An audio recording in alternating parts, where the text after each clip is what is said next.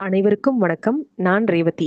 பரமார்த்த குருக்கதைகள் அப்படின்றது, ஒரு ஊர்ல முட்டாள்கள் இருந்தா, அவங்க எப்படியெல்லாம் யோசிப்பாங்க அப்படின்றத நகைச்சுவையா சொல்ற கதைகள் தான் பரமார்த்த குருக்கதைகள். இப்போ நம்ம பரமார்த்த குருக்கதைகளோட அடுத்த கதைய பார்ப்போம். இப்போ நம்ம கதைக்குள்ள போலாம். பரமார்த்த குருவும், அந்த 5 சீடர்களும் அடிக்கடி வெளியூர்களுக்கு போயிட்டு காணிக்கை வாங்கிட்டு வந்து தான் வாழ்க்கையே நடத்திட்டு வந்தாங்க. அந்த மாதிரி ஒரு சமயம் பக்கத்து ஊர்ல உள்ள செல்வந்தர்கிட்ட போய் காணிக்கை வாங்குவதற்காக கிளம்புறாங்க. குருவும் சீடர்களும் கட்டு சொத்த கட்டிட்டு தங்களோட பயணத்த ஆரம்பிக்கிறாங்க. அவங்க கிளம்பி போயிட்டு இருக்கும்போது, அவங்க வழியில ஒரு ஆறு குறுக்கிடுது. ஆத்துல தண்ணி கரைய தாண்டி ஓடிக்கிட்டு இருந்துச்சு. அத பார்த்த குரு, "இதுல நாம இறங்கி போனோம் அப்படின்னா, நம்மள ஆறு அடிச்சுட்டு போயிடும்" அப்படின்னு யோசிக்கிறாரு. இதனால பயந்து போன குரு, தன்னோட சீடர்கள் எல்லாத்தையும் கூப்பிட்டு, "இந்த ஆறு ரொம்ப பயங்கரமானது. பகல்ல விழித்திருக்கும். விழித்திருக்கும்போது இறங்கி போனோம்னா, நம்மள எல்லாம் இந்த தண்ணீல அடிச்சுட்டு, சுழல்ல சிக்க வச்சு கொன்றும். அதனால நம்ம பகல்ல போக வேணாம். இரவு வந்ததும் இந்த ஆறு தூங்க ஆரம்பிச்சிடும். அப்ப நம்ம எல்லாரும் சுலபமா இந்த ஆத்த கடந்து அந்த கரைக்கு போயிடலாம்" அப்படின்னு சொல்றாரு பரமார்த்த குரு. குருவோட இந்த அரிய யோசனைய கேட்ட அந்த சீடர்கள் குருவ புகழ்ந்து பேசிட்டு இருந்தாங்க. இரவு வர வரைக்கும் எல்லாரும் காத்துக்கிட்டே இருந்தாங்க. அப்ப சீடர்கள்ல ஒருத்தனான மட்டி குரு கிட்ட போயிட்டு, "ஆறு தூங்குதா? இல்ல தூங்காம இருக்கா? அப்படின்றத எப்படி குருவே தெரிஞ்சுக்கிறது?" அப்படின்னு கேட்குறான். அதுக்கு குரு கொஞ்ச நேரம் அமைதியா இருந்துட்டு, அப்புறமா ஒரு யோசனைய சொல்றாரு. "நெருப்புள்ள ஒரு விறக ஆத்து தண்ணீல நனைச்சா, அது உடனே உஷ் அப்படின்னு சத்தம் போட்டா, ஆறு தூங்காம விழித்துக் கொண்டிருக்கிறதா அர்த்தம். அதுவே சத்தம் எதுவுமே வராம இருந்துச்சு அப்படின்னா, ஆறு தூங்கிட்டு இருக்கிறதா அர்த்தம்" அப்படின்னு சீடருக்கு அறிவுரைய சொல்றாரு. குருவோட இந்த யோசனைய கேட்டு சீடர்களுக்கு ரொம்பவும் சந்தோஷம் ஆயிடுச்சு. இப்போ இரவு நேரமும் வந்துருச்சு. சீடர்கள்ல ஒருவனான மட்டி காஞ்ச விறக எடுத்து அத பத்த வச்சு நெருப்பு உண்டாக்கி, தண்ணீல இறங்காமலே கரையிலேயே நின்னுட்டு ஆத்து தண்ணீல அந்த விறக வைக்கிறான். தண்ணீல நெருப்பு பட்டதுமே புகஞ்சுக்கிட்டே உஷ்ன்னு ஒரு சத்தம் கேட்டுச்சு. இந்த சத்தத்த கேட்ட சீடன் விறக தூக்கி வீசிட்டு வேகமா குரு கிட்ட ஓடி வந்தான். "குருவே, நெருப்பு இருக்க விறக ஆத்து தண்ணீல வச்சதும் ஆறு ரொம்ப கோபத்தோட உஷ்ன்னு ஒரு சத்தம் போட்டுச்சு. கொஞ்ச நேரம் தாமதமா இருந்துச்சு, ஆறு கரையில இருந்த என்ன இழுத்து அடிச்சுட்டு போயிருக்கோம். சாமர்த்தியமா தப்பி ஓடி வந்துட்டேன் குருவே" அப்படின்னு சொல்றான். உடல் நடுங்க ஓடி வந்த அந்த சீடனை பார்த்த குரு, "எனதருமை சீடனே, நீ பிழைச்சது முற்பிறவியில செய்த நற்பயனால் தான். ஆறு இப்போ விழித்திருக்கு. இன்னும் கொஞ்ச நேரம் காத்திருந்தா ஆறு தூங்கிடும். அப்ப நம்ம எல்லாரும் கஷ்டப்படாம ஆத்த கடந்து அந்த கரைக்கு போயிடலாம்" அப்படின்னு குரு சீடர்கள் கிட்ட சொல்றாரு. குருவோட யோசனையின்படி 5 சீடர்களும் கரைய கடக்காம உட்கார்ந்து இருந்தாங்க. நேரம் கடந்துகிட்டே போயிட்டு இருந்துச்சு. இப்போ முட்டாள் எந்திரிச்சு வரான். "குரு, நான் போயிட்டு ஆறு தூங்குதா இல்ல விழித்திருக்கான்னு பார்த்துட்டு வரேன்" அப்படின்னு சொல்லிட்டு போறான். முதல்ல மட்டி ஆத்து தண்ணீல நனைச்சு போட்ட அந்த விறக எடுத்து முட்டாள் மறுபடியும் அத தண்ணீல நனைச்சு பார்க்கறான். இந்த முறை எந்த சத்தமும் வரல.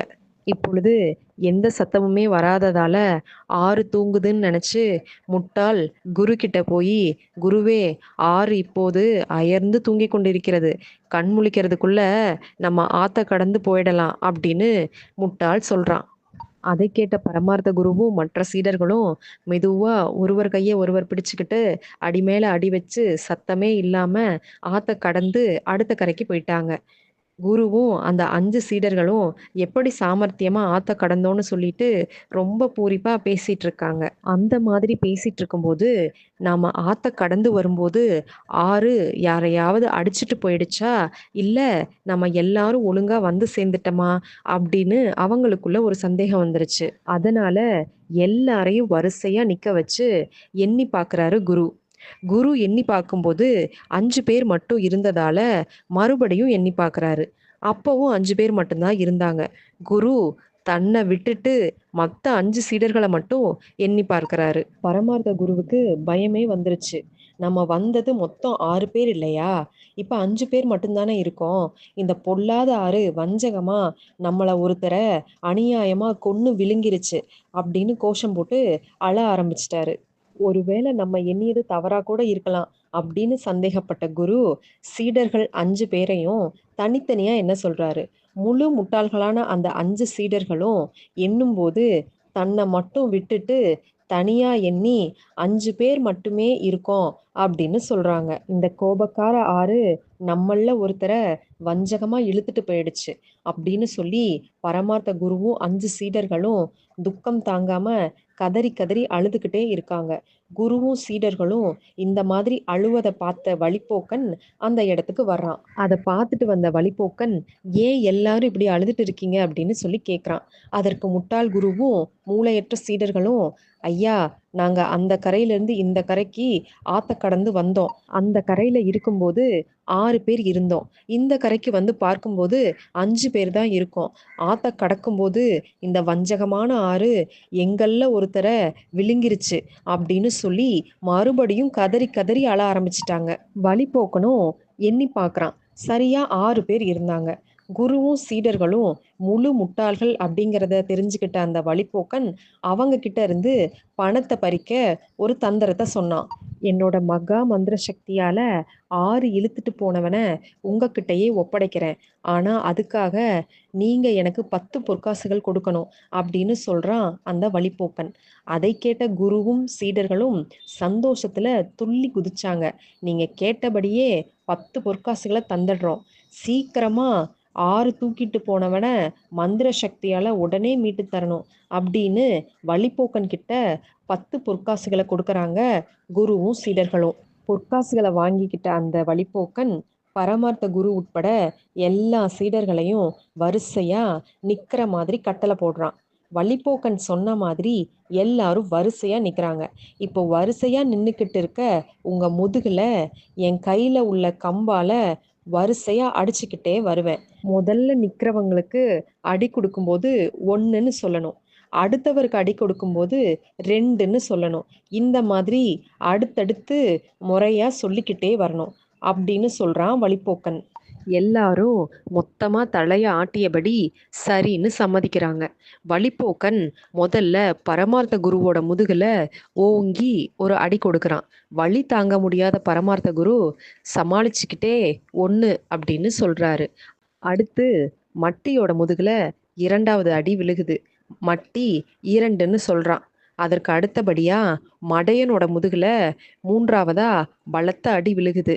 மடையன் முணங்கியபடி 3 அப்படின்னு சொல்றான்.